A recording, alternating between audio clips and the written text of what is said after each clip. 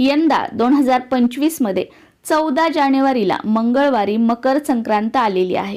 मकर संक्रांतीला काळ्या रंगाची साडी घालणे, बांगड्या भरणे, साज शृंगार करणे याला खूप जास्त महत्त्व आहे। त्यात संक्रांतीला बांगड्या भरण्याचे काही नियम सांगितले जातात। ते म्हणजे असे की संक्रांतीसाठी बांगड्या भरताना एका हातामध्ये एक अधिकची बांगडी घालावी, म्हणजे एक जास्तीची बांगडी घालावी। त्याचबरोबर संक्रांतीला बांगड्या भरताना किंवा इतर वेळी सुद्धा बांगड्या भरताना टिचलेली बांगडी म्हणजे तडा गेलेली बांगडी चुकूनही घालू नये। संक्रांती निमित्ताने स्पेशल तुम्ही बांगड्या भरणार असाल तर प्लास्टिकच्या बांगड्या घेऊही नका आणि त्या घालू सुद्धा नका।